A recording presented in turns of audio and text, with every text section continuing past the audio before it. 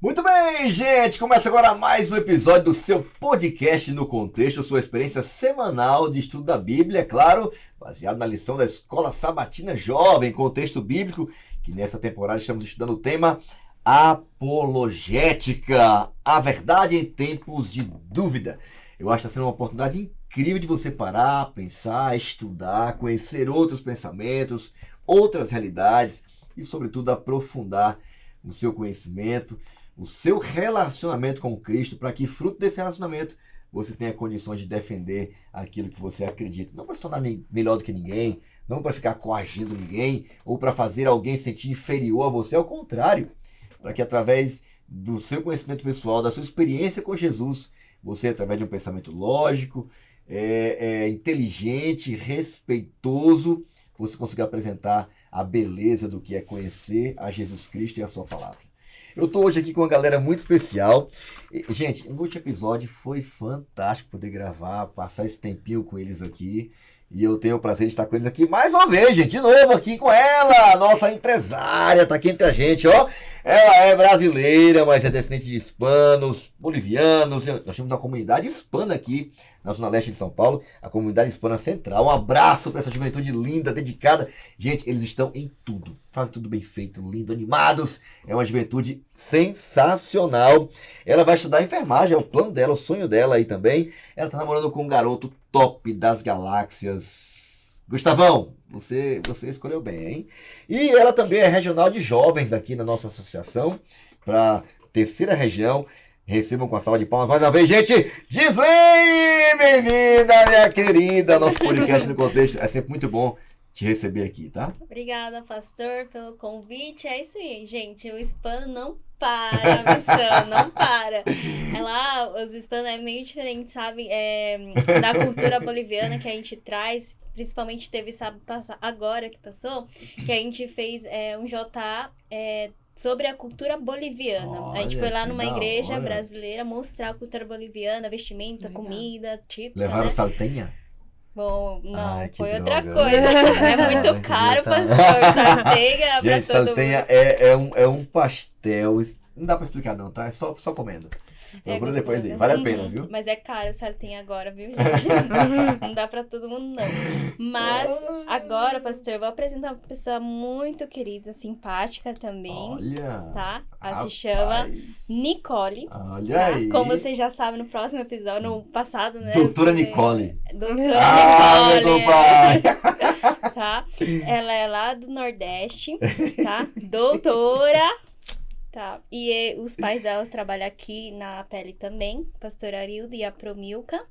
E, gente, ela frequenta a igreja de Vila Matilde. E também, pra aqueles que esqueceram, né? Ela tá solteira, tá, gente? Nossa! Sabe que a Nicole é uma boa sergipana? Na realidade, só nasceu no Sergipe, né, Nicole? Só nasci, Depois depois já rodou o mundo Quanto todo é que é já. legal. Bem-vinda, Muito viu? bem, muito obrigada pela apresentação. Tô muito feliz de estar aqui hoje. Vou apresentar uma pessoa que também veio do Nordeste, tá? Olha aí. Então hoje Potiguar. bem nordestinos aqui. Cara Ele do Potiguar. frequenta a igreja da Vila Matilde, tem 27 anos, é analista de sistemas e contador. Nossa. E um ponto importante, Que ele já currículo, hein? foi missionário no Oriente Médio por mas mais de um é louco, ano, cara. gente. Muito chique, tá? A agenda dele tá aberta aí, caso alguém queira marcar, né, alguma Testemunho, coisa. pregar, o cara canta. Faz tudo, Cê faz é tudo, louco. pastor. O nome dele é Virdes. Nossa, o nome dele. Quando chegou no nome, né? Tudo tranquilo. Chegou no nome dele é vídeo. O nome Que nome é o esse, nome velho? mais bíblico que tem nesse lugar aqui, cara. É o nome mais bíblico, né? Mateus Virgo. quanto? Mateus? Pastor, acho que é Marcos 10. Eu não lembro. Mas tá lá quando Virdes, o abominável da desolação das trevas. Aí eu achei que eu era abominável. Eu fui compartilhar com o pastor. Mas né? o pai desse homem é bíblico mesmo. É Pra bíblico, achar o nome né? agora, né? É, Eu um quero nome esse tão- nome aqui, viu? É, Fabrício. Não tá nem na Bíblia, cara. Agora Virgens. Mas o abominável. Poderia ser qualquer outro profeta. O abominável. Falei, isso aqui tem que sofrer pra superar. Um dia eu fui na igreja e perguntaram, por que seu nome? Aí eu, porque eu fui escolhido. Eu tava uma menina, né? Uma garota, né, que eu conheci um dia desse aí, eu perguntei o nome dela, falou o nome, é um nome bem diferente também. Aí eu perguntei, cara, mas o que significa? Aí ela disse que o pai dela respondeu assim, só Deus sabe. Recebeu uma visão do céu. Ai, ai. Mas, gente, obrigado. É sempre um prazer muito grande estar aqui com vocês. E agora eu vou apresentar se é que eu preciso apresentá-lo. Olha aí, Né? Rapaz, Se é que eu muita preciso moral. apresentá-lo, pastor de jovens, vamos lá. Vamos lá, e me ajuda, tá? De música e de desbravadores Aí- da Associação aí Paulista sabe Leste. se queimar, viu? Nossa, Essa- cara. Ó, de desbravadores é o pastor Rafael Verde, viu, gente? Mas não era você, não, pastor? Em Você 2025, interinamente. Ah, não, mas é enquanto que nós- acabou de. né? Tá mudou não faz muito Ei. tempo. Aí sabe se atualizar, hein? Ah, não, mas eu acertei pelo menos 2. Passei Acertou, na prova. acertou, Não precisa acertou. acertar tudo, Foi né? mais da Jovens- metade. Manter. Já Exatamente. tá bom, já jovens tá bom. A nota música- está azul. Né? Não tá vermelha. É o que importa. Jovens músicas universitárias. Universitárias. Nossa, o cara é craque demais. Ele vem de Luzilândia, né? E já encontrei ele porque ele é um cara internacional em alguns lugares aí, além Brasil. Olha aí. Cara, é chique, Muito mano. bom demais estar com vocês aqui. Vídeos, um prazer, viu? Mais uma vez, Nicole e Rutinha. Bom demais estar com vocês. Queremos lembrar você também que esse conteúdo está disponível aí no nosso canal do YouTube aqui na Paulista Leste, tá bom? Você acompanha lá. Procura lá Paulista Leste e procura por podcast no contexto. Esse conteúdo está sempre disponível no início da semana, tá bom? Ele é feito para ser estudado ao longo da semana. Terminou um episódio, já virou sábado, meio-dia ali na parte da tarde. Ele já vai estar disponível para vocês. Tem lá a minutagem também, dia após dia. Eu quero me aprofundar num tema específico, num dia específico. Ou é lógico que você assiste o podcast inteiro.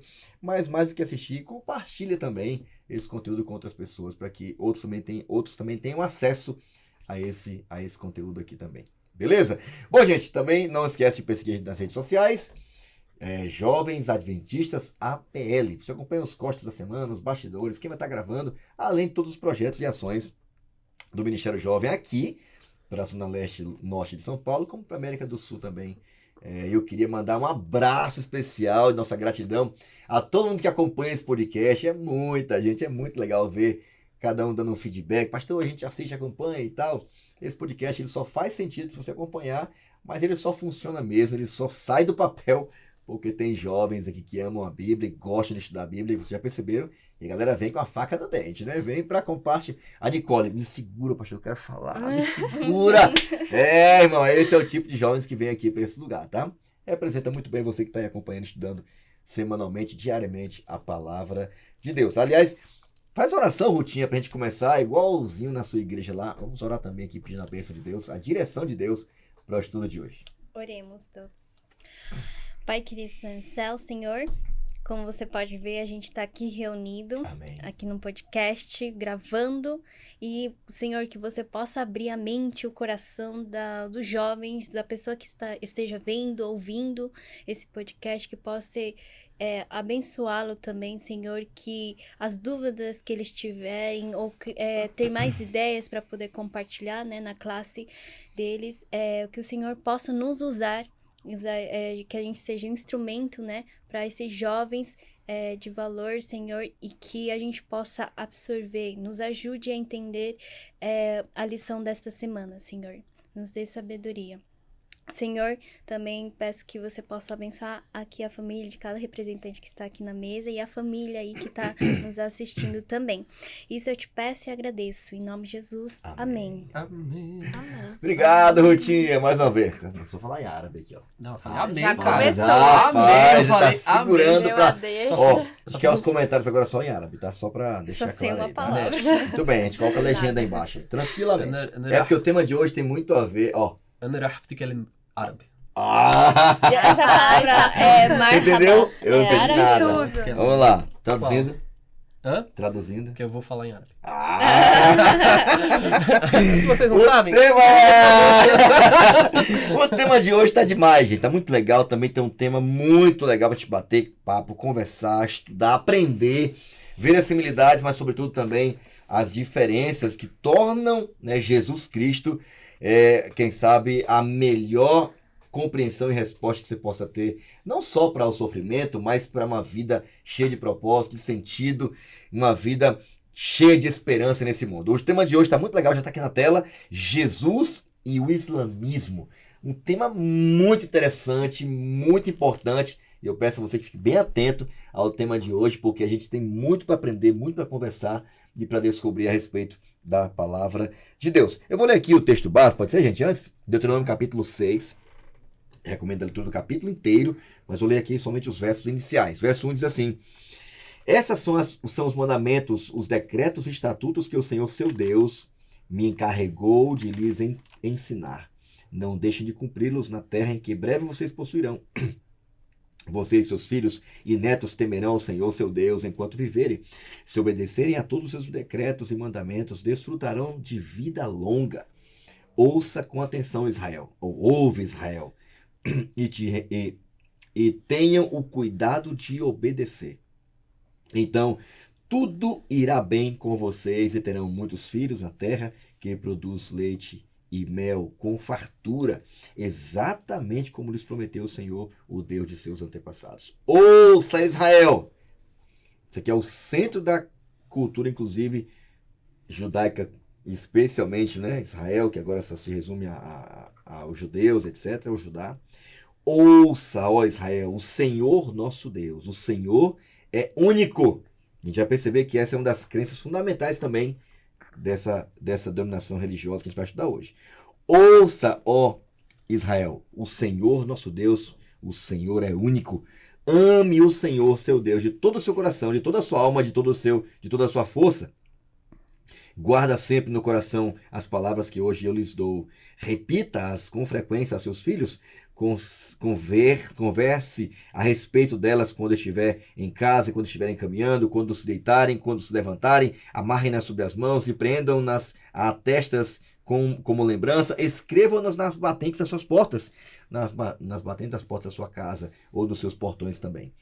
E aí a Bíblia descreve nessa questão de Deus apresentar para eles a lei e as orientações, os mandamentos de Deus como um meio para que eles não só se relacionassem com Deus, mas também uns com os outros, né? E quem sabe esse seja o centro, né? A grande declaração da Bíblia, né? Do cristianismo ou da cultura judaico-cristã e também do islamismo. Só existe um único Deus. Ao mesmo tempo que parece algo que une essas duas grandes religiões, né? A gente vai perceber que parece que é algo que tornam a compreensão de ambas bem diferente a respeito desse tema, inclusive dessa afirmação de que temos um único Deus verdadeiro. Vamos lá, o tema de hoje.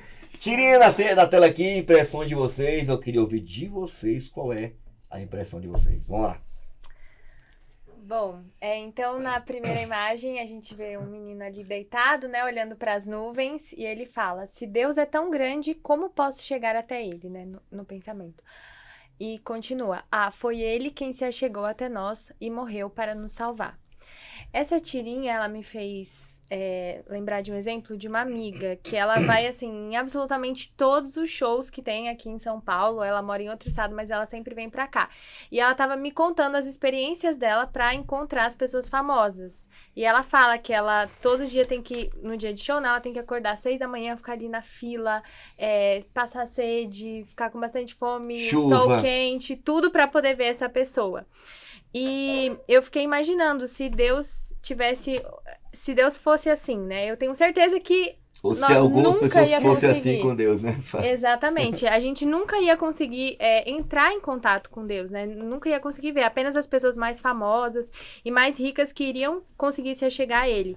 E eu acho que o mais interessante sobre a figura divina é que Ele é um Deus do infinito, né? Super poderoso, o mais poderoso do universo, criou cada um de nós, mas ele também é um Deus pessoal, que ele tá do nosso lado nos momentos da dificuldade, no momento do sofrimento. Então, ele faz questão de se fazer presente na nossa vida diariamente e nas nossas dificuldades também. Top demais! Next! Na primeira, ele fala: se Deus é tão grande, como chegará até ele, né?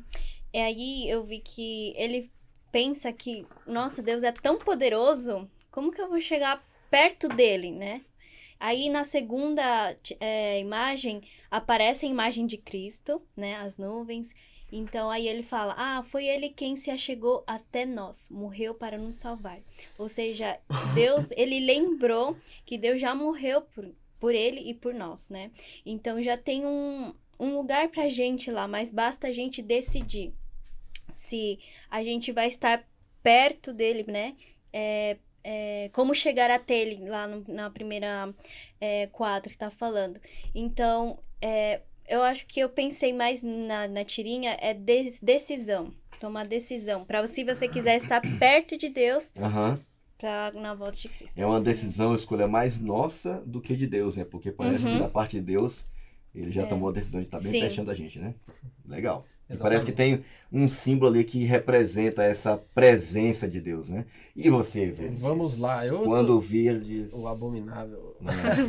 Assim como na lição passada que a gente viu sobre o dízimo, eu acho que essa daqui também me levou a estudar um pouco e enfim, sobre o islamismo e tentar entender, né?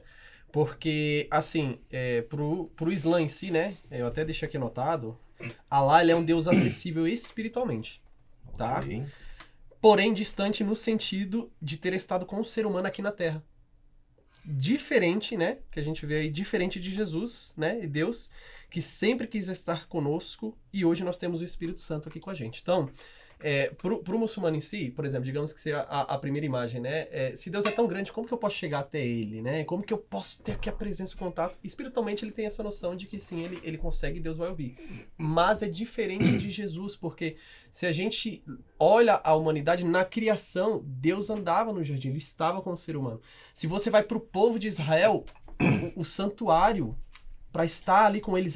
E até no deserto também, né? Exatamente. E o nosso principal também é a vinda de Jesus para estar aqui conosco. Jesus se foi e enviou o Espírito Santo. Então, aqui ó, foi ele quem chegou até nós, morreu para nos salvar. Nós cristãos, né, nós temos assim essa visão e um privilégio de ter essa sensação de que o Espírito Santo está aqui também nesse momento, mas que Deus é um Deus que ele ama e quer estar no nosso meio, né? Interessante demais você tocou nesse assunto, né? Porque talvez, né, o grande diferencial do cristianismo em relação a qualquer outra grande religião do mundo é essa ideia palpável e prática de que a gente não só tem acesso a Deus, né, ao trono de Deus, né, a um contato com Deus, né? A gente não precisa de um lobby, não precisa ter um ingresso mais caro, a gente não precisa, né, igual a sua amiga mencionou agora há pouco, você usou o exemplo, né? A gente não só tem acesso a ele de qualquer lugar, mas a gente tem essa convicção bíblica, né? De que na visão bíblica cristã, não é o ser humano quem busca Deus, não é o ser humano que está ali o tempo todo como um fã querendo ver Deus. Na realidade é Deus, né, que se manifesta para nós, né? Foi assim na criação, foi assim após o pecado, né? Não foi Adão e Eva que correu para Deus. Deus, eu pequei, pelo amor de Deus, pelo amor de Deus, Deus, me ajude. Não, foi Jesus que veio de novo. Para que eles saíssem de trás das suas desculpas, né? Da árvore, né? Que representava tudo isso, né? Essas desculpas que a gente sempre dá. Eu não vou porque eu tô cheio de culpa. Eu não vou porque eu tô sofrendo demais. Eu não vou porque ao meu redor não tem nada. Eu não vim de uma cultura religiosa para eu poder buscar a Deus. Não. A iniciativa sempre é de Deus. E a cruz, achei muito legal, né? O cara olhando, né? Uma pessoa comum olha para o céu, uma pessoa que já teve um contato com Deus, entendeu o amor de Deus na prática, para qualquer lugar que ele olhar, ele vai olhar para uma flor, ele vai olhar para o mar, eu gosto muito das frutas, né? Eu olho para as frutas, cara... Como Perfeito. Deus é tudo lindo, a cor é linda, é tudo perfeito, cara, é tudo... É muito lindo. Cada fruta a gente vai alimentar uma parte do seu corpo. É muito louco. Você vê a mão de Deus, a mão criadora de Deus, né? O design inteligente o tempo todo ali. Mas quando você olha para a cruz, cara, é impossível você não ficar constrangido. Quando você olha para a cruz de Cristo, e mesmo você não querendo nada, nem crendo que ele é Deus ou existe, no mínimo você vai ficar... Cara, é um amor muito incondicional, absurdo, grande. E na visão bíblica, é Deus não só se achegando à humanidade, mas se tornando um de nós. Isso é muito sério. É muito distinto, é muito diferente de qualquer coisa que é ensinado por aí em qualquer outra grande religião. Então a gente vê já de cara essa distinção entre o cristianismo e o islamismo, né? Que ao mesmo tempo ensina essa ideia de que existe um único Deus, né? Inclusive quero até pedir o vídeo que nos ajude aqui, porque a lição ela começa já de cara. Quem é Deus? Na visão do islamismo, quem é Deus, Virdes? E na visão do cristianismo, quem é Deus? Isso. Assim, pro Islã em si, agora falando de experiência, né? E pro cristianismo, nós temos essa noção da trindade em si, né? Nós vemos e entendemos que nós temos Jesus, Deus Pai e o Espírito Santo. Só que pro Islã em si, ele não crê, por exemplo, na trindade. Ele crê que existe apenas um único Deus, um Deus transcendente, que no caso seria Alá.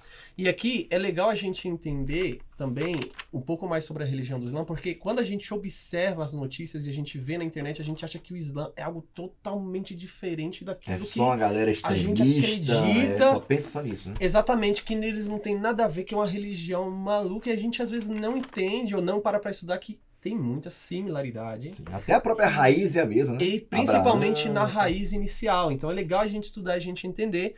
Então, por exemplo, aqui, ó, vem falando que Maomé, fundador do islamismo, nasceu por volta de 570 depois de Cristo, em Meca, na afluente tribo de Coraístas, acho que é assim que fala, né? Sim. Perdeu o pai antes de nascer e a mãe aos 6 anos. E de acordo com a fé islâmica, Maomé recebeu sua primeira revelação de Deus aos 40 anos por meio... Primeira similaridade. O anjo Gabriel, né? Do anjo Gabriel, que em árabe, Gabriel é Jibril. É assim que se fala. Desculpa aí, tá, gente? Continua. Outro patamar. É que eu tenho um amigo que enfim, fez missão comigo no Oriente Médio, o nome dele é Gabriel, ele falou Jibril. Tá? E aí, então, nós temos essa primeira similaridade. E as mensagens continuaram por 23 anos e mais tarde foram reunidas no Alcorão do livro sagrado. Então, eu queria trazer aqui algumas curiosidades referentes, assim, similaridades entre Bíblia e o que a gente tem no islamismo do Alcorão. Então, muitas pessoas não sabem, mas existe aí nomes no Alcorão que estão na Bíblia que são os mesmos. Por exemplo, Adão. Quem pensaria? Adão, Noé, é outro nome que a gente tem aí em comum. Abraão, principalmente, né? Que todos ali, até o muçulmano, ele acredita que ele é descendente de Abraão, né? Isaac, Ismael, e aí que a gente começa a misturar. Então, o islamismo são os descendentes de um dos filhos de Abraão, Exato. Que é Ismael. Ismael, né? exatamente. Okay. E Ismael, eles acreditam que é o filho da promessa, diferente Ou seja, da na gente. cabeça deles, o primogênito, né? Exatamente. Primeiro filho de Abraão. Exatamente. E o judaísmo e o cristianismo que somos nós, acreditamos que a descendência vem de Isaac. Ok. Tá? E aí, por exemplo, outras curiosidades que a gente tem aí entre as religiões, Monte Sinai, né? Eu tive a oportunidade de ir lá, e quando você chega, assim, é uma mistura de pessoas. Você vê, tem muçulmano no Monte Sinai, porque eles acreditam em Moisés também, né? Em toda essa parte... Como um personagem, exatamente, mais do que como folclore, mais profeta sagrado, também. profeta. Exatamente. Então você vai, tem os cristãos, tem os muçulmanos lá, então é esse tipo de mistura. E aí, o islamismo, no caso, é a segunda maior religião aí, com quase 2 bilhões de adeptos, que é uma das maiores religiões que nós temos, a segunda, né? E 2 bilhões é basicamente o número de pessoas que nunca sequer ouviram falar do nome Jesus Cristo. Então, para os muçulmanos, já que a gente entende Jesus como Deus, né, a Trindade como Deus, para os muçulmanos é diferente, porque Jesus é um dos maiores profetas, ó. Jesus para eles é um profeta, né? Muita gente E Jesus não também imagina... era profeta, né? Exatamente. Ninguém nunca imagina que isso poderia acontecer com os muçulmanos. Então, acreditam em seu nascimento milagroso por Maria e reconhecem seus milagres e admiram o seu caráter. Mas... Exatamente, mas eles não acreditam que Jesus é o Messias da forma que o cristianismo a gente acredita. Tampouco que é Deus, né? Exatamente. Eles acreditam que foi um profeta, mas nós temos essa diferença. Então, para o muçulmano, Deus é Alá em si, um Deus transcendente. Então, qualquer outra pessoa diferente disso para eles, ou qualquer outro ser diferente disso para eles, não é Deus. Apenas Alá em si. Então... basicamente essa é a ideia inicial. E outra curiosidade que eu ia trazer é que o muçulmano, ele nasce muçulmano. Então, quando ele nascer, vai vir ele na identidade dele, muçulmano, vai vir a religião dele. Não é algo que ele é convertido a ser ou não. Por lei, ele nasce aquilo que ele é, e o resto da vida ele se torna. Por isso que é tão complexo, né? A gente vê alguém, a pregação. no caso, o muçulmano mudar, é como se ele Exatamente. rompesse não só com a parte religiosa, mas com o próprio país, com a identidade dele, com a família. É muita coisa envolvida, né? Exatamente, com certeza. Então nós temos essas similaridades iniciais, mas que elas são totalmente distintas aí ao decorrer da história. É curioso, né? Duas grandes religiões. A primeira, para quem não sabia, é o cristianismo, né? Exato. Com 2,4 bilhões no mundo todo. Depois vem o islamismo, depois vem o hinduísmo, que é muito grande, depois vem o budismo e outras mais também que existem, né? Grandes religiões. Mas essas duas, elas nascem praticamente na mesma origem, né? com a mesma promessa feita a Abraão, né? Que você Exato. destacou, né? Então, é muito interessante isso, né? Porque ambas elas têm perguntas fundamentais, né? Que qualquer um de nós em algum momento vai ter que responder, né? E aqui surgem as perguntas, né? Quem é Deus, afinal? Ele é único? É 3 em 1? Jesus foi apenas um profeta ou será que ele é, de fato, Deus? É sobre isso que a gente vai bater um papo hoje aqui, gente. Tá muito legal a lição, viu? Tá bem interessante. E a gente vai ser convidado aqui a buscar respostas, né, para essas perguntas. Vamos refletir um pouco sobre como Jesus fala, né? Ao coração, né, de qualquer pessoa e a entender por que Maomé rejeitou com tanta firmeza o politeísmo, né? Que no caso era muito recorrente onde ele, no período que ele nasce, né? Nem sempre os índios, né? O povo que vivia naquela região adorava um único Deus, né? E tem todo um contexto para isso, né? A contribuição que ele deu para que as pessoas abandonassem a adoração a vários deuses e passassem a adorar um único Deus, né? Então, acima de tudo, vamos ouvir, né, as palavras do próprio Jesus sobre quem ele é, porque acho que é mais importante do que ficar tecendo comentários sobre quem é Deus ou sobre quem é Jesus. Vamos tentar ouvir na Bíblia, na sua palavra, né? O que é que ele fala sobre ele mesmo. Talvez você vai se chocar, porque, vou dar um spoiler, tá? Nenhum desses grandes líderes religiosos, nem Krishna, nem Buda, nem Maomé, declararam sobre eles mesmos o que só Jesus afirmou. E isso é um ponto que a gente deve também considerar. O Deus único! E aí, Nicole? O bicho vai pegar agora, hein? Agora vai pegar. E aí, esse conceito de Deus único, como é que a gente pode entender na Bíblia esse conceito de Deus único, mas que ao mesmo tempo a Bíblia diz que é 3? Como é que funciona essa ideia de unidade composta na Bíblia? Essa visão que é a base do islamismo, essa ideia de adorar um único Deus, que também é a base do cristianismo. Como é que essas visões se divergem a partir da cosmovisão de cada uma dessas grandes religiões? Certo. Então, nós falamos aqui, né, sobre essa visão do islamismo, que é um princípio do Tawhid, né, que Deus é absolutamente único e ele não comparte a sua glória com ninguém. E declarar Jesus como Deus, que seria o princípio da Trindade, para os muçulmanos, violaria esse princípio do Tawhid, né? Então, eles realmente não acreditam nisso. E a lição vem trazendo uma pergunta muito interessante, que é, se Deus é um só, por que tantas religiões e culturas passaram a adorar múltiplas divindades? Quando eu vi essa pergunta, o primeiro exemplo da Bíblia que me veio assim na mente foi a história de Elias. Naquela época, o povo de Israel estava bem distante de Deus e eles tinham vários deuses, né? Um dos deuses era Baal, que era representado pelo órgão sexual masculino. Sim. E eles acreditavam que Baal era responsável pela chuva, tanto que os ritos de adoração deles eram várias orgias ali no templo de Baal, e eles acreditavam que a chuva era representada pelo sêmen, tanto que quando Deus vira para Elias e fala, não vai chover por 3 anos, ele está querendo dizer que ele não é somente o Deus da chuva, da natureza, mas ele também é o Criador e ele que governa tudo. E uma das explicações para por que a humanidade de tantas formas começou a adorar múltiplas divindades é que nós a cada dia tentamos dar um sentido ao caos da vida e encontrar vários deuses, cada um representando uma força da realidade, foi uma forma de dar sentido a esse caos. Porém, esse politeísmo, ele não resolve essas questões, esse vazio e esses questionamentos interiores. Que é Deus do amor, Deus da ira, né? Deus do fogo, Deus do trovão. A gente vai dando nomes, né, para poder se relacionar e aplacar a ira desses deuses, né? Com certeza. E a lição menciona que isso, na verdade, gera uma rivalidade de poder. E lá em Deuteronômio 6,4, a Bíblia menciona, escute Israel, ó Senhor, nosso Deus é o único Senhor. Então, não existe outro, nosso Deus é o único Senhor. E um outro conceito também que a lição abarca é essa questão da Trindade.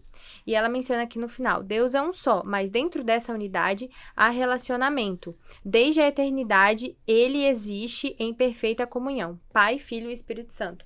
Eu vi um exemplo que acho que é bem comum, né? Que a gente pensa que a trindade é um 3 matemático, né? Então, 3 mais 1 é igual a 4.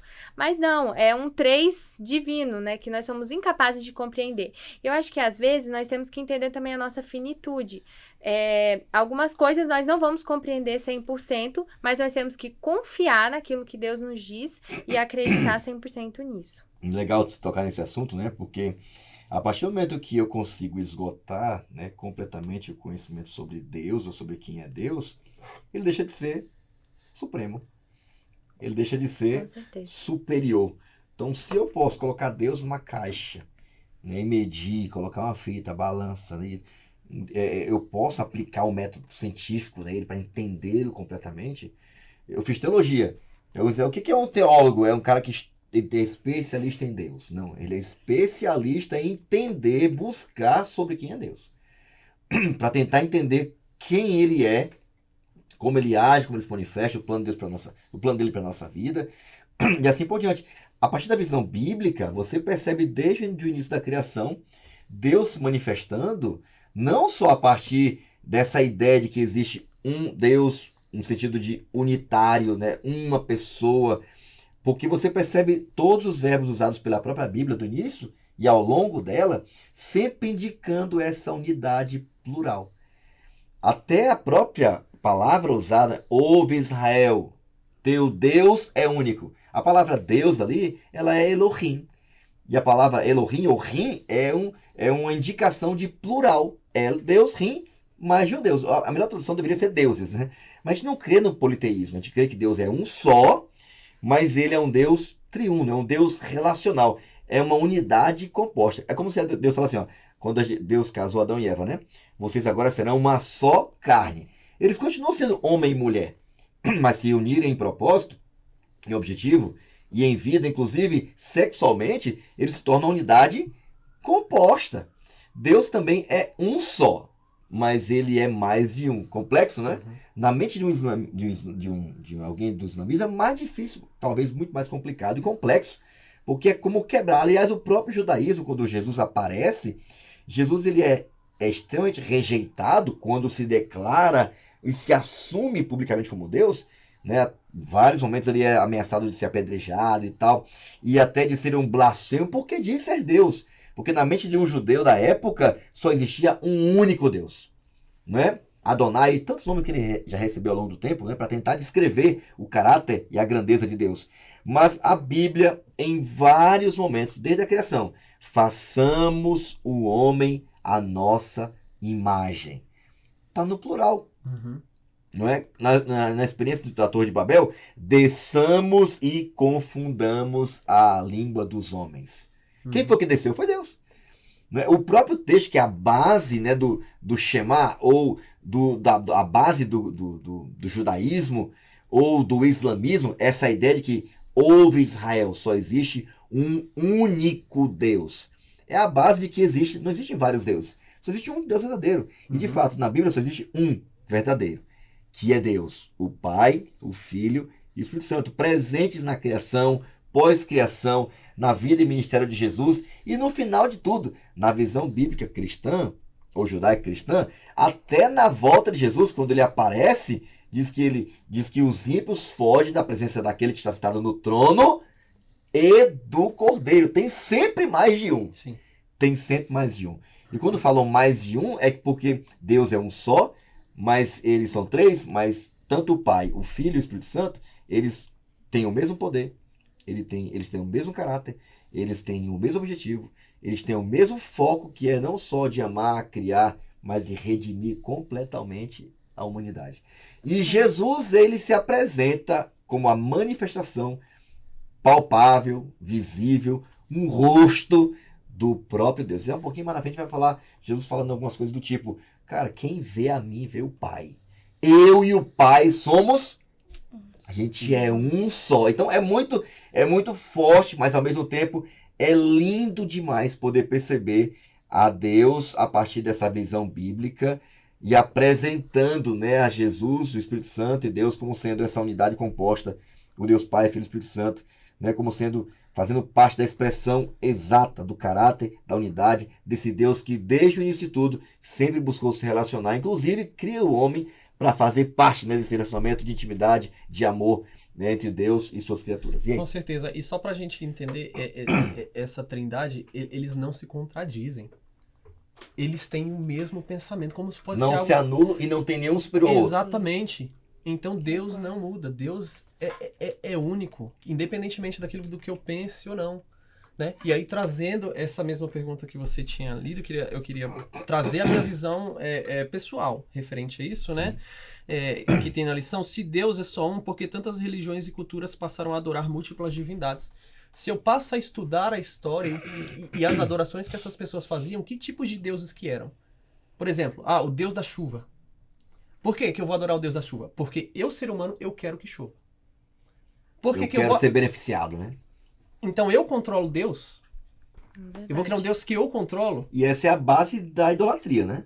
É o ser humano o tempo todo, não só projetando seus medos, a fim de que eles sejam materializados e eu passe a ter controle sobre eles, sejam eles em forma de necessidades, emoções e tal, mas no fundo, a base da idolatria sempre é eu tentando de alguma forma manipular, agradar ou fazer com que aquele Deus me favoreça. Exatamente. Então, não só esse Deus específico, mas existem tantos outros, sabe? Que as pessoas criaram e queriam controlar o Deus de acordo com aquilo que eles queriam no momento. E será que às vezes não existem pessoas hoje no nosso mundo que olham para a palavra e falam: não, isso aqui não tá mais ou menos da forma que eu quero. Eu quero controlar o Deus e eu vou seguir a religião de tal forma que eu entendo, porque é a forma que eu fico confortável e que eu quero. Será que existem pessoas também que não querem controlar Deus, indo contra a palavra e tendo uma interpretação diferente, um conhecimento diferente? E a base, inclusive, do Shema Israel, né? Ouve Israel, é justamente isso, né?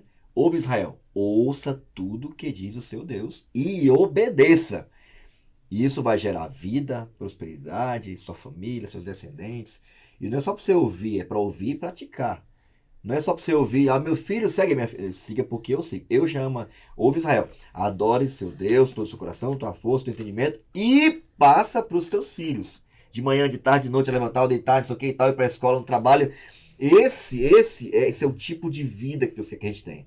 Alguém capaz de não só reconhecer de que existe um Deus supremo, único, mas ter capacidade de ouvir a sua voz e atender e obedecer por amor a ele, por saber que a natureza desse Deus, o caráter desse Deus, a base dele é amor, é justiça, bondade, misericórdia, fidelidade. E é por conta disso, o Deuteronômio é uma reescrição da lei, né? Uma lembrança da palavra, né? Que foi dita lá no Monte Sinai, para que eles não esquecessem.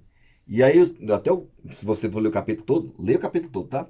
Vai falar justamente isso. Não esquece o que Deus fez por você. Não esquece a forma incrível como Deus libertou você, deu promessas para você, deu uma nova terra para você. E no dia que você se esquecer disso, aqui no versículo, se esquecer que Deus tirou você do Egito, vai dar ruim. E essa, quem sabe, seja a grande contribuição bíblica e também, de certa forma, do islamismo para essa compreensão contra o politeísmo, né? Contra o paganismo ou contra a idolatria. Existe um único Deus verdadeiro. Único. E a compreensão sobre o que é essa unidade é que a gente vai perceber que é um pouquinho diferente. Inclusive, a lição de terça-feira, Rutinha, fala sobre o filho prometido. Uhum. E a lição também ela destaca essa compreensão, né, do islamismo e do judaísmo a respeito desse filho. Porque desde o momento em que Deus faz a promessa a Abraão, né, que ele teria um descendente, a partir dessa descendência, todas as nações da terra seriam abençoadas, houve e há até hoje uma disputa, né, uma má compreensão sobre quem é esse filho prometido. Afinal de contas, é Ismael, é Isaac, ou será que a Bíblia está falando até de algo bem maior do que eles? Uhum. Sim, como você falou, pastor, islamismo e judaísmo, eles admiram muito Abraão, né? Pela fé dele que ele teve. Aí também fala que os judeus, eles acreditam em Isaac, os muçulmanos em Ismael, como um profeta, né? Mas a Bíblia mostra pra gente que a gente tem um Jesus, que é o filho da aliança, né? Que ele supera qualquer expectativa humana, como tá na lição. Ele é o centro da promessa, né? Como diz aqui no versículo, Abraão, o pai de vocês, alegrou-se por ver o meu dia. Ele viu e se alegrou. Então, Abraão, ele foi chamado para sacrificar o filho de Isaac, né? Também, mas aí, nesse versículo, ele fala que mesmo... Sacrificar seu filho, na verdade, que era Isaac, né? Uhum, Perdão. isso. Aí, ele mostra que Jesus é o centro, que Cristo é o centro, né? Essa trindade também, que ele explica também que Jesus, ele se declara, né, poderoso, que ele não é um profeta, mas sim um Deus. Que ele é Deus também, que ele mostra Não é só um profeta, ele é o próprio Deus. Isso, ele mostra, ele passa esse caráter de Deus, que é o Pai, né, para a humanidade também, pra gente. E aqui também no versículo, portanto, grandioso és tu, ó Senhor Deus, porque não há ninguém semelhante a ti, e não há outro Deus além de ti, ou seja, Deus é único. Mas Jesus também faz parte Jesus faz parte dessa trindade, né? Então aqui é também que eu marquei. E aqui está a realidade mais fascinante. O próprio Deus, Pai, Filho e Espírito Santo, decidiu construir uma ponte entre o céu e a terra. Ele mandou Jesus para assumir esse papel, né? Como eu falei, de mostrar esse caráter de Deus pra gente.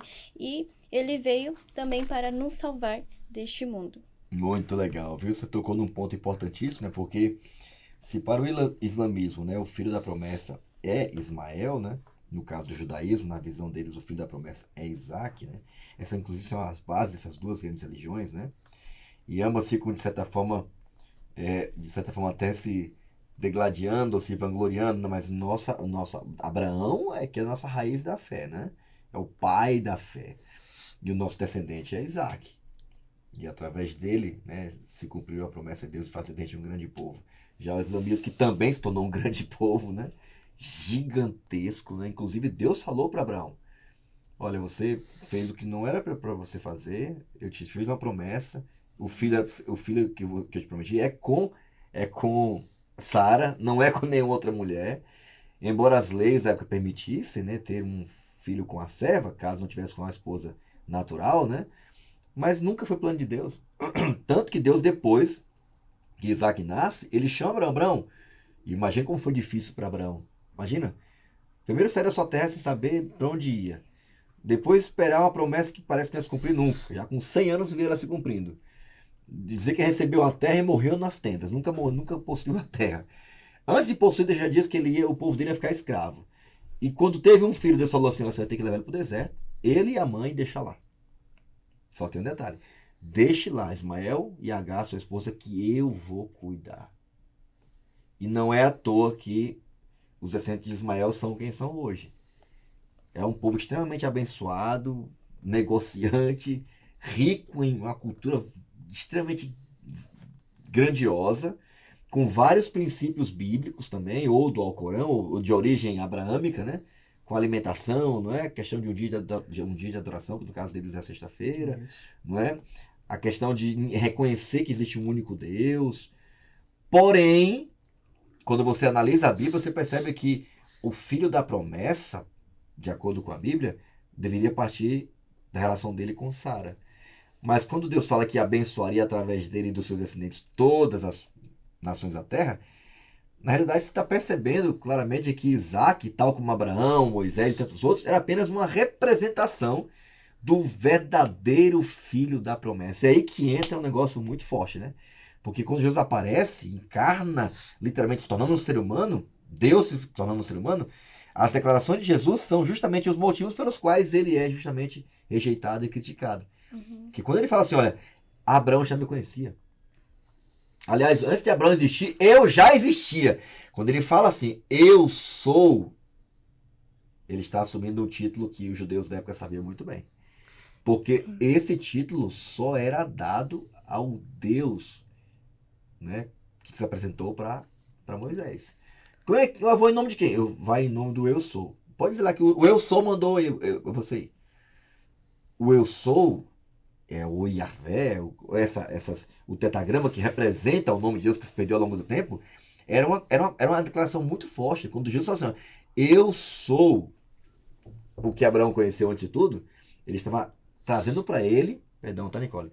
Ele estava atribuindo a ele mesmo um título que só pertencia ao Criador de tudo.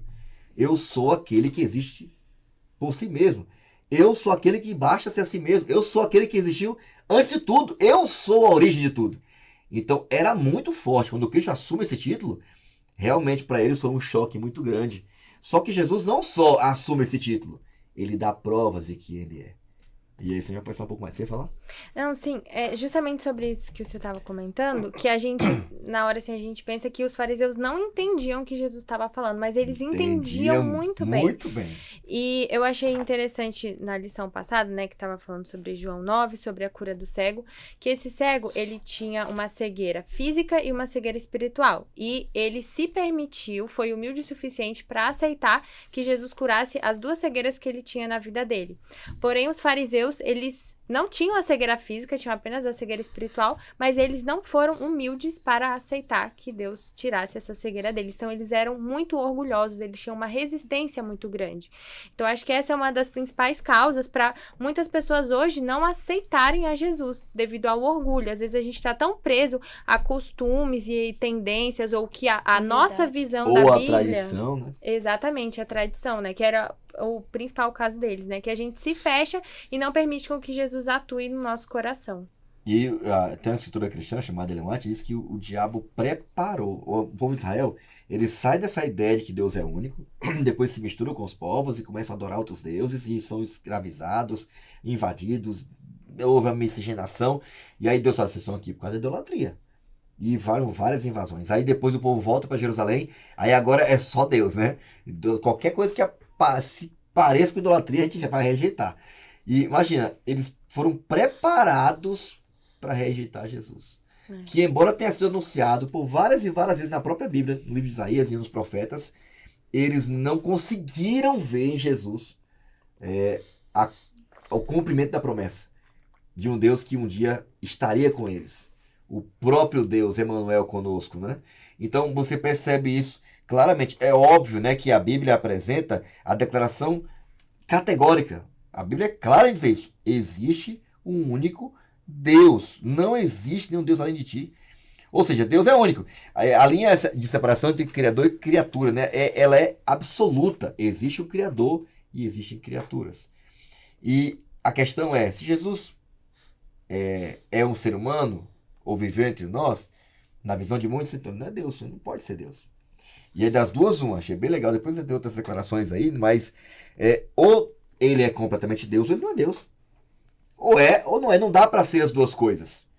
Na visão de muitos seria inconcebível imaginar Deus se tornando homem, sendo que esta era a maior promessa da Bíblia. O Messias prometido, né? Ele veio ao mundo para nos salvar, representando o caráter de Deus, o Pai, né? E revelando a missão do seu Espírito, que era de trazer, de mais uma vez, trazer a humanidade para aquele que é o único Deus verdadeiro. Então Jesus assume o papel de filho, não no sentido só biológico, né? Mas o filho da promessa, aquele que veio para mostrar como a gente pode se relacionar com Deus em submissão, em obediência, dependência, não é? Para que a gente entendesse que tipo de relacionamento Deus quer ter com a gente, como Ele sendo nosso Pai e nós sendo seus filhos. A palavra-chave da semana, gente, é triuno. Sabe que esse é um conceito que não está necessariamente na Bíblia, a trindade, não tem nem essa palavra na Bíblia, mas o conceito de um Deus que é triuno, e isso existe claramente na Bíblia há um tempo. E as próprias palavras utilizadas, especialmente na Bíblia, elas ampliam esse conceito a respeito de quem é Deus, né? Que é um Deus triuno, Pai, Filho e Espírito Santo. A Bíblia revela um mistério profundo, né, da essência de Deus. Há um só Deus, Pai, Filho e Espírito Santo, uma unidade de três pessoas coeternas, né? Onipotentes, onipresentes, prescientes, sabe o fim desde o início, e que existem de forma inseparadas ao longo dos séculos da eternidade. Desde os primeiros relatos da criação, já se percebe a pluralidade interna, né, da divindade. Desçamos, façamos, tudo está ampliando essa ideia de um Deus que é único. Né? O plano da salvação e a missão da igreja também envolvem essa realidade divina, ou seja, apresentar à humanidade esse único Deus que é Pai, Filho e Espírito Santo. Para achar da Semana da Trindade, ou Triuno, perdão, e eu queria ouvir de vocês aqui qual que é o texto, qual é a palavra que vocês escolheram para construir nossa rede semântica de hoje. Verdes, impeça com você. Começando, vamos lá, Triuno, a minha palavra é conselheiro. O meu versículo está lá em Isaías 9:6, que diz: porque um menino nos nasceu, um filho nos foi dado e o governo está sobre os seus ombros. Ele será chamado Maravilhoso Conselheiro, Deus Poderoso, Pai Eterno e Príncipe da Paz. Um versículo lindo, né? Eu escolhi conselheiro porque a gente pensa nessa ideia do triuno, porque quando eu lembro dos três em si, Deus, no Éden, ele estava com o ser humano. Então ali ele aconselhava o ser humano, certo? E ensinava o ser humano. Jesus, quando veio na Terra, a mesma ideia. Ele foi um Deus presente, aconselhava, ensinava o que tinha que fazer, né? E agora, quando Jesus se foi, nós temos o Espírito Santo, que é conhecido como nosso conselheiro. Então essa é a minha... Tua palavra é?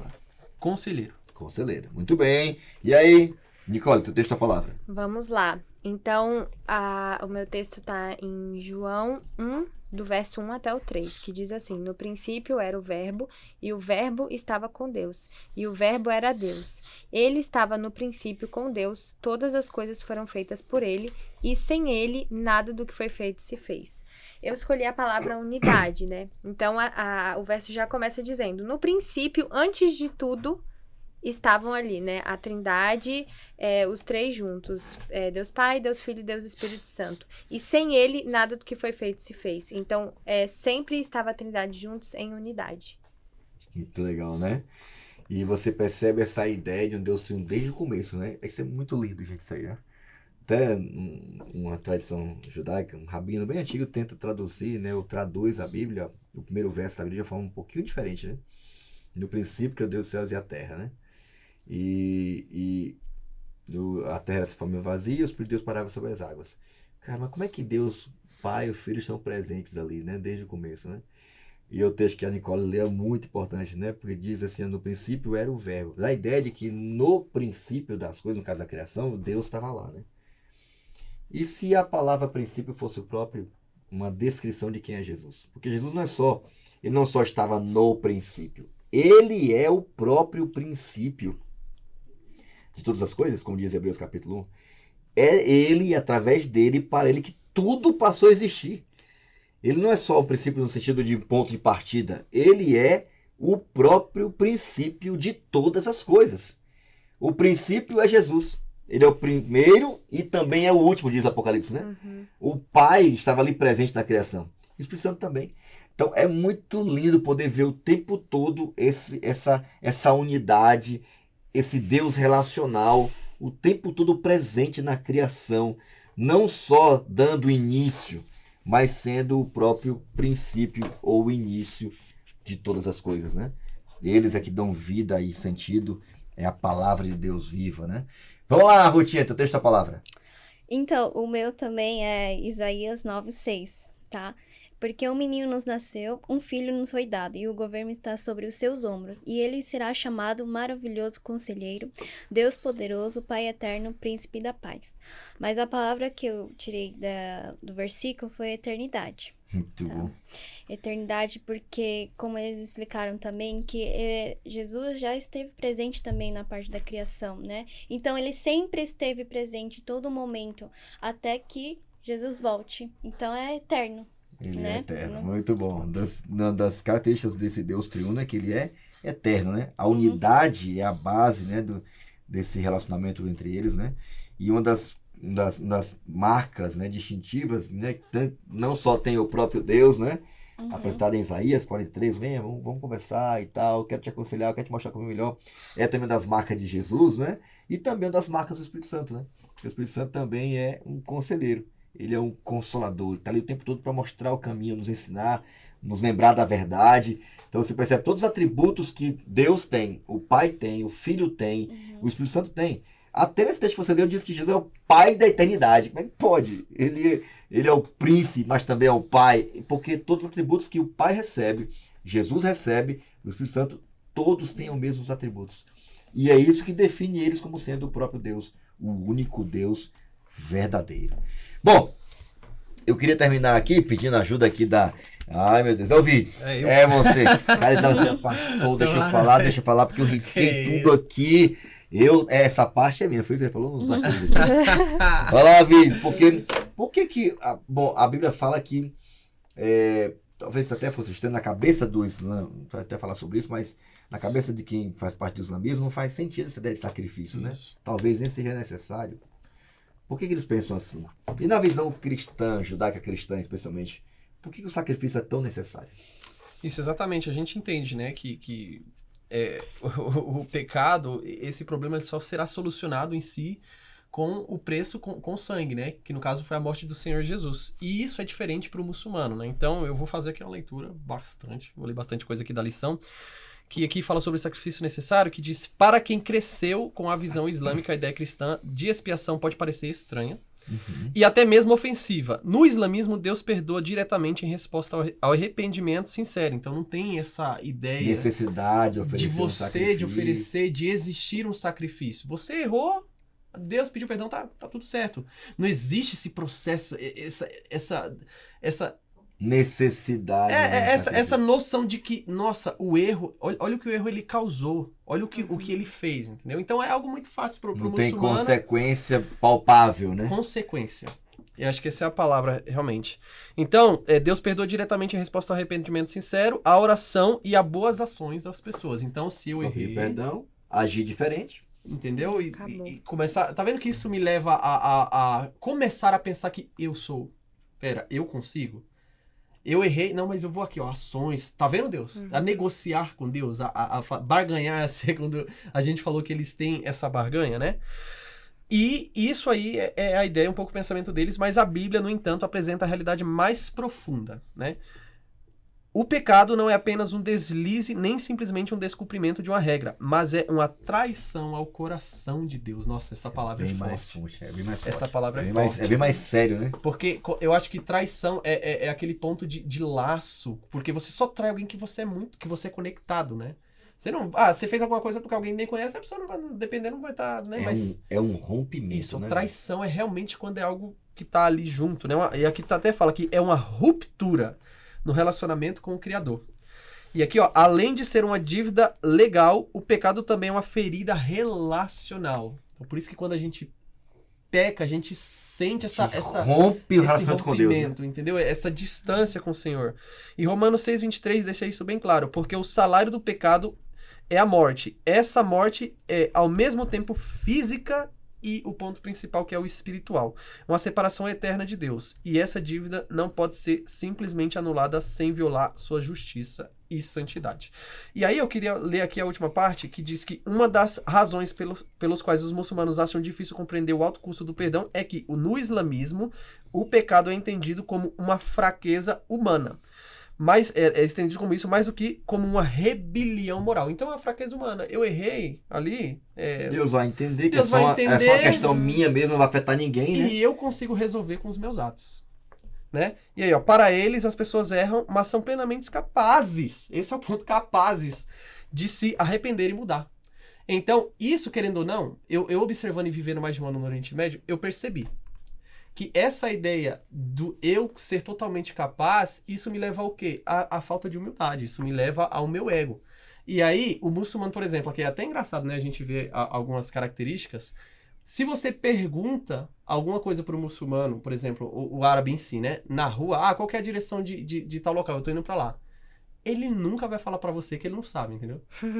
Ele você sempre vai pro lugar errado. Exatamente, ele vai te mandar pro lugar errado, mas aí ele nunca vai ter ali a coragem de falar pra você, não, eu tô errado. Porque essa ideia, talvez isso impacte na cultura deles, porque essa ideia do autossuficiência. Eu tá errado, eu me humilhar, jamais, entendeu? Teve outra vez também, que eu convivi num apartamento lá e tinha alguns meninos, né? Um amigo da Austrália, outro do Chile, e uma época a gente conviveu com um árabe, né? E teve um momento que, assim, devido à diferença cultural que nós temos, teve ali um pequeno atrito, que nós, assim, do Ocidente, a gente foi falar pra ele, ó, isso aí que você tá fazendo, mas a gente falou com tanto carinho, né? Isso aí que você tá fazendo não tá sendo legal, tá errado, não tá errado, mas olha essa visão que a gente queria passar pra você, né? E, nossa, cara, que problema. Levou para o pessoal. Exatamente, que deu aquilo, porque eles não conseguem lidar com essa ideia de estarem errados, entendeu? Então, essa visão da religião, porque pra mim a religião e a cultura, ela é totalmente ligada uma à outra. Então, por exemplo, pra mim, os árabes, eles vivem a religião, né? Então, eu vejo esse ponto aqui do islamismo, deles serem autossuficientes, né? E capazes, segundo a gente tá falando aqui, de se arrependerem. Eu vejo isso no dia a dia lá também. Né, nos atos que eles cometem também. Na visão do cristianismo, isso é completamente diferente. Exatamente. Né? Que vem totalmente diferente, e realmente, a visão do cristianismo, que é o quê? A humildade. Se alguém te fez alguma coisa, seja inferior. Se alguém te deu vira o outro rosto. Que é totalmente diferente e que diferencia a gente deles, né? E arrependimento só através do Espírito Santo, não tem outro jeito, né? Exatamente. O problema do pecado não se resolve só com orações, né, ou com boa vontade de fazer diferente. Pecado, segundo a Bíblia, só se resolve com sangue. Exatamente. Com sacrifício, né? Com Exatamente. pagamento. Você tocou num ponto importantíssimo, né? Porque a lei de Deus, né? Porque pecado, na visão bíblica, não é só uma questão de erro, né? De percurso, né? De má intenção humana. É uma ofensa direta ao caráter de Deus, né?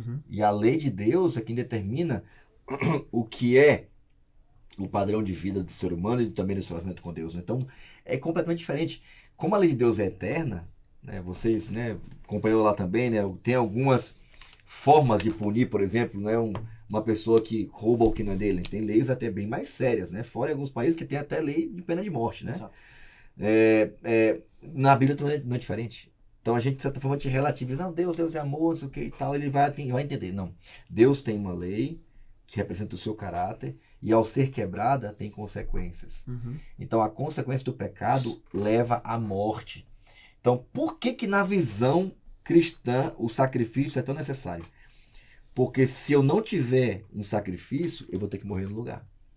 Se o filho de Abraão, Isaac, não tivesse um cordeirinho lá amarrado pelos chifres no meio do arbusto, lá naquele monte, sendo que depois, naquele mesmo monte onde estava agora o templo, Jesus fala assim, Abraão já me conhecia. Ele já tinha me visto pela fé lá naquele arbusto lá. E ele entendeu quem iria morrer no lugar do filho dele. Eu sou o cordeiro que tira o pecado do mundo. Então percebe que na visão do cristianismo, sem sacrifício não tem perdão. Sem sacrifício não tem graça, sem sacrifício não tem oportunidade, sem sacrifício não tem vida eterna, sem sacrifício não tem chance nenhuma de uma vida diferente. É a partir da graça, do sacrifício, da substituição, que eu, através de Deus, não independente de Deus, mas o Espírito Santo em minha vida, que eu vou passar a ter uma vida diferente. Não para ser salvo, porque salvo eu já fui, porque alguém já morreu no meu lugar. Então é muito diferente essa dependência de Deus e da ação de Deus e do sacrifício de Deus feito em nosso lugar, que talvez torne o cristianismo extremamente diferente e como uma forma de enxergar a nossa culpa, nosso pecado e o próprio pecado em si como uma agressão, um rompimento, uma afronta direta ao caráter de Deus. Exatamente. Que só se resolve, aliás, só se resolveu com Deus enviando o seu próprio Filho, o Cordeiro de Deus, não é? Jesus Cristo, para morrer no lugar do pecador. Isso você não vai ver em nenhuma outra grande religião do mundo. Só no cristianismo. É o próprio Deus, através do seu Filho, pagando o preço do pecado para que a gente voltasse a se relacionar com ele de novo. Para esse relacionamento que foi traído, volte a ser recuperado. Para que essa confiança volte a existir de novo. Para que a gente volte a ter de novo um relacionamento sem medo, sem culpa, de intimidade, de confiança e, sobretudo, de dependência com esse Deus. Então você percebe que é muito, ao mesmo tempo que parece muito complexo de entender, você começa a perceber por que a Bíblia, o cristianismo, estabelece o sacrifício como extremamente necessário. Você começa a perceber que realmente, sem sacrifício, não há perdão. Não há oportunidade. Por isso que na Bíblia, o sacrifício de Jesus em nosso lugar, como foi também no lugar do filho de Abraão, né? E agora também no nosso lugar, porque ele é tão indispensável e necessário para a gente ter uma nova vida, né? Para a gente ter esperança. Pastor, só mencionando outro ponto também, do outro lado, né, a gente vê que se você não entende o peso do pecado, não faz sentido ter sacrifício. Verdade. Então, para ele, se o pecado é algo que eu mesmo posso resolver, por que Jesus teria que vir para morrer por mim, né? E a lição menciona que o perdão tem um custo altíssimo. E o custo mais alto foi o custo que foi pago na cruz, né? Que Jesus pagou por nós. Exatamente. E complementando também isso que você falou, de não entender o preço que foi pago, se eu posso resolver isso, que cuidado eu vou ter em não errar? Exatamente. Será que eu vou me policiar e eu vou cuidar? Sim. Porque se eu consigo arrumar, Mais tarde eu resolvo. eu vou errar, mas eu consigo. Eu arrumo depois, entendeu? E Deus vai perdoar. Sim. Então, se eu não tenho essa noção, como é que Deus faz um processo de transformação na minha vida, né? Então, acho que essa visão também que a gente tem que enxergar e entender de que esse plano que o Senhor mostrou, ele não só é um plano de salvação, mas também de transformação. Para que a gente possa ver isso também e, de acordo com isso, a gente ser transformado também. O pecado, ele não muda Deus. Esse é um texto bem importante, né? Isaías 59:2, né? O pecado faz nossa iniquidade, faz, né, maldade, faz separação entre nós e Deus e tal. Faz entre nós e Deus. Até impede a gente de ter um relacionamento íntimo, nós e Deus. Os pecados da gente nunca vão ter capacidade de separar Deus da gente. Nunca. Aliás, a graça de Deus é muito maior que o nosso pecado, né? Aliás, onde houve pecado, diz a Bíblia, Paulo fala, superabundou a graça de Deus. Embora o pecado seja ofensivo, mal, nos separe de Deus, nunca vai separar Deus da gente. Isso é tão verdade na Bíblia que Deus é capaz de vir pessoalmente para dizer, meu filho, olha, o que você causou, ou a consequência do seu pecado, eu quero te dizer que isso aqui já acabou. Eu tirei isso aqui. Tinha um abismo? Não tem mais. Eu sou a ponte. E você tem liberdade de vir até mim de novo.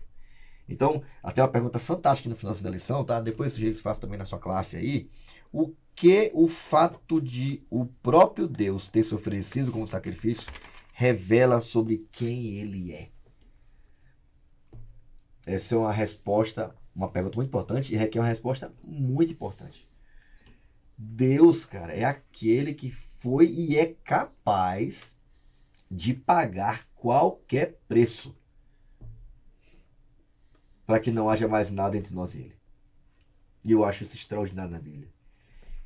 Essa compreensão sobre o amor de Deus, né, da graça de Deus, de um Deus que, obviamente, a vinda de Jesus não foi primariamente para redimir pecadores. Foi para vindicar o caráter do Pai dele. Um caráter que alguém tentou manchar. E Deus fez justiça. Lançou a ira dele sobre o seu próprio filho para que ele não pudesse fulminar a gente, né? Que é quem se apegou ao pecado. E Deus faz isso, essa troca, para que a gente tenha direito de escolher. É isso que eu acho extraordinário. Então, o que ela faz com o cara de Deus? Um Deus que nunca vai abrir mão do livre-arbítrio. Foi assim antes do pecado, e foi assim também depois do pecado. É como se Cristo devolvesse para nós o direito de escolher de novo. Só para a gente não perder, porque o atributo de Deus é tão sério. Eu só quero criaturas livres. Vocês não são obrigados a me aceitar, nem antes, nem depois do pecado. Mas quero deixar claro que vocês são livres. E em Jesus, todos nós somos livres. Depois do que ele fez, todo mundo tem direito a escolher. Ou permanecer na morte, que já está morto mesmo, e caminhando para morrer eternamente, ou aceitar a Jesus. Porque quem aceita Jesus, diz a Bíblia, não está mais condenado. Quem aceitou a Jesus já tem vida e vida eterna, como ela já acabou de falar. Ellen White menciona o texto, ele está, né, vida inerente, achei lindo esse texto de Ellen White, né? Nele existia a própria vida, vida inerente, né? Ele não tem vida, ele é a própria vida. Ele não se tornou um Deus, ele é o próprio Deus, que se tornou um ser humano em favor da gente. Não para ele passar a entender, vamos tornar para entender como é que a Ruth se sente, não. Ele é o nosso Criador. Ele se tornou um ser humano para a gente ter noção de quem ele é. Para a gente poder se relacionar com ele.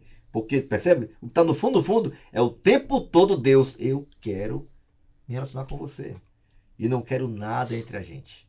E é isso, quem sabe, seja a maior diferença entre o Deus da Bíblia, É o único Deus, Jesus Cristo, Pai, o Filho e o Espírito Santo, e qualquer outro ensinamento que possa existir sobre Deus, mesmo em outras grandes religiões, como existem, né? Mas o importante é que a gente saiba que sim, existe um Deus, né?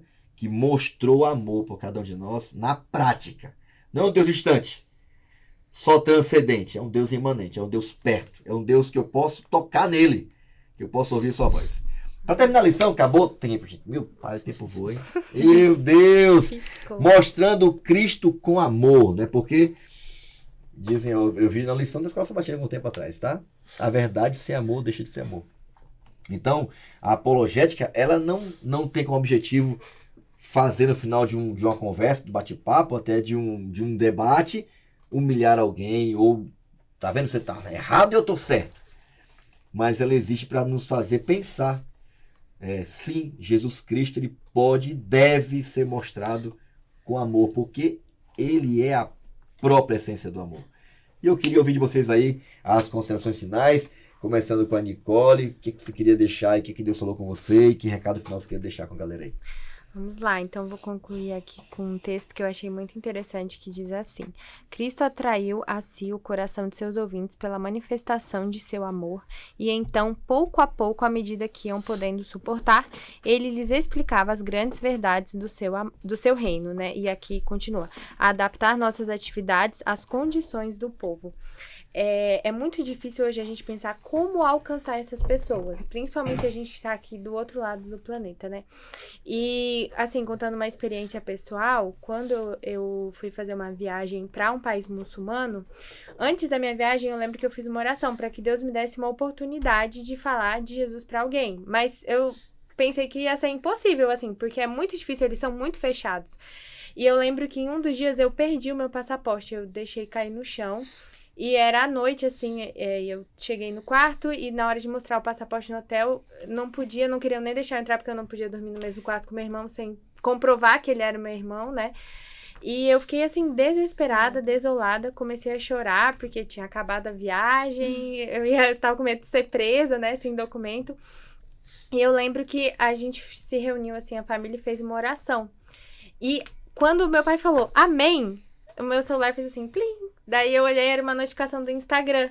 E era uma pessoa, né, um muçulmano, que ele comentou em todas as minhas fotos: olá, eu achei o seu passaporte. Que extraordinário. E daí eu fico até hoje arrepiada, né, que eu deixei o passaporte cair na esquina, que era numa delegacia, uma polícia, sim. e uma pessoa achou, pegou, levou até a polícia e justamente, não é muito comum eles terem Instagram, né, e justo essa pessoa tinha Instagram e ele entrou em contato comigo. E eu lembro que quando eu falei com ele, eu fui agradecer, eu falei: você é uma resposta da minha oração.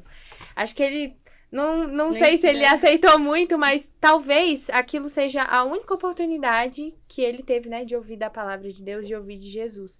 Então, nós temos que aproveitar todas as oportunidades e, como o texto diz, adaptar as nossas atividades às condições do povo, para falar de Jesus para as pessoas. Nosso estilo de vida, ele tem que instigar as pessoas a conhecer mais de Jesus. Sensacional, muito bom, Nicole. Rutinha, então, as considerações finais. Vamos lá, Ellen White aqui, que tá grifado em azul. Como precisamos de crentes que revelem agora Cristo por meio da vida e do caráter, o que exaltem diante do mundo como um resplendor da glória do Pai, proclamando que Deus é amor. Quando eu tava estudando a lição e eu li que Jesus, ele veio aqui para mostrar o caráter dele, né? Agora, eu lembro num episódio da minha vida que quando eu era diretora jovem, já faz 2, 3 anos vai fazer... E não foi difícil lidar com jovens, assim, com alguns jovens em específico, né? Não foi fácil, né?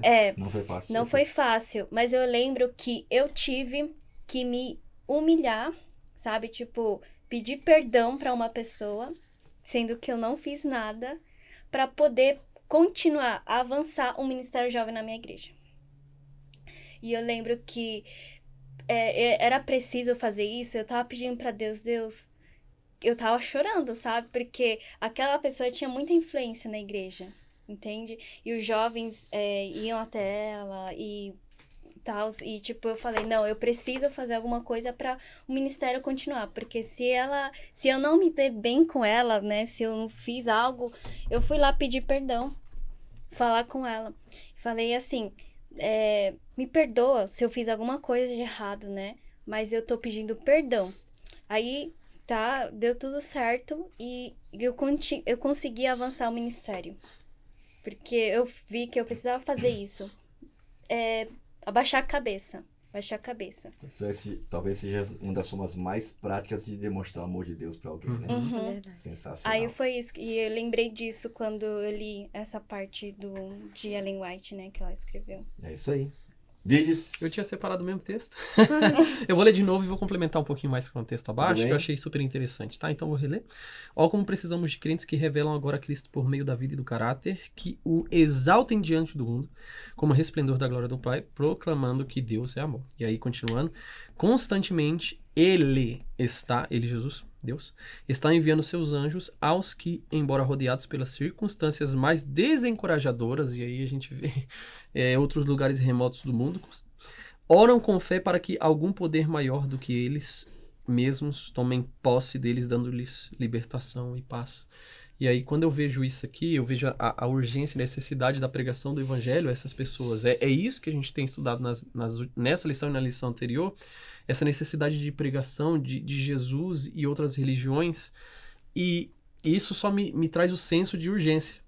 Então eu separei aqui, por exemplo, o versículo de Isaías 6, capítulo 6, versículo 8, que diz: Então ouvi a voz do Senhor conclamando, quem enviarei? Quem irá por nós? Aí quando eu leio isso, quando eu vejo tudo isso que eu falei, esse versículo, enfim, é que como eu já estive no campo, isso mexe comigo.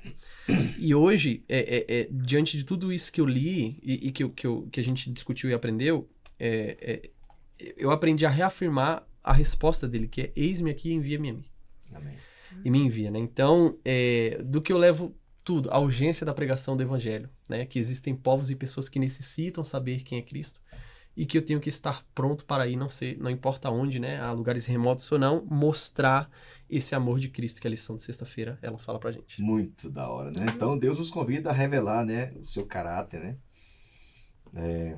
Precisa de crentes que revelem agora o seu caráter por meio da vida e do caráter, né? Dentro da igreja e fora da igreja, né? Para conhecidos e desconhecidos, né? Seja para uma cultura totalmente diferente da sua, no caso aqui os muçulmanos, né? Os budistas, que, como em qualquer outro lugar, tanto cristãos quanto muçulmanos e budistas, hinduístas e outros mais que você possa imaginar, são fiéis àquilo que sabem, àquilo que já compreendem, a noção que têm, né? Como vocês já puderam perceber.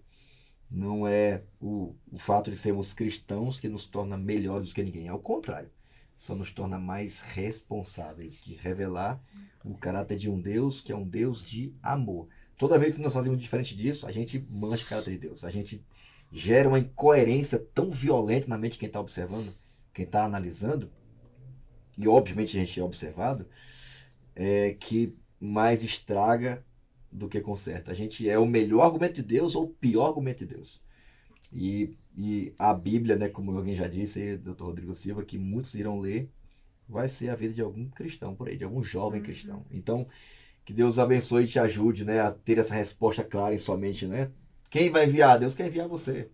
Deus quer usar você. Você é a carta do amor de Deus para alguém. E que de alguma forma você seja a resposta, né, Nicole? A resposta de alguém, da oração de alguém que está clamando para conhecer esse Deus maravilhoso, esse único Deus maravilhoso, Jesus Cristo, a quem Deus enviou para nos salvar. Vamos terminar com a oração, Nicole? Ora com a gente. Vamos, oremos. Senhor Jesus, muito obrigada pelo estudo dessa lição. Senhor Jesus, queremos te pedir que durante essa semana nós possamos levar a tua mensagem adiante, ser a Bíblia para alguém. Nos ajude, Senhor, para que a cada dia mais nós possamos aprender um pouco mais de ti e também espalhar para as outras pessoas. Amém. Vem estar conosco no restante da nossa semana e das nossas atividades. Em nome de Jesus. Amém. Amém. Valeu, Nicole! Foi top demais! Valeu, Virgis! gente. Junto, Rutinha, sem comentário, isso é demais, hein? Obrigado mais uma vez, tá? E obrigado a você que nos acompanhou até agora. Esperamos que de alguma forma você tenha aprendido, como a gente aprendeu também aqui. Mas o mais importante, tenha conhecido mais sobre o amor desse Deus único, verdadeiro, Deus Pai, Filho e Espírito Santo. Esse Deus relacional que desde a eternidade fez suas criaturas, a mim e a você, para nós nos relacionarmos com Ele. E que Ele é o único meio de você voltar a ter esse relacionamento sem medo, sem vergonha, sem culpa e sabe que através de Jesus, Deus conosco, você tem direito a escolher viver não só agora com Jesus, né? E com aqueles que Deus colocar ao seu lado, mas viver uma eternidade ao lado dele, desfrutando da sua presença, da sua companhia e daqueles que você agora está tendo a oportunidade de poder compartilhar o amor dele também, para que viva com você a eternidade ao lado de Deus. Que Deus abençoe muito você, que ele te anime a continuar firme estudando a sua palavra e buscando meios para que você, de forma adaptável, respeitosa, mas convicta, compartilhe o amor de Jesus para quem ainda não conhece. Que Deus abençoe você mais uma vez, compartilhe esse conteúdo e nos encontramos em breve, hein? No seu próximo episódio do seu podcast No Contexto. Até lá, tchau!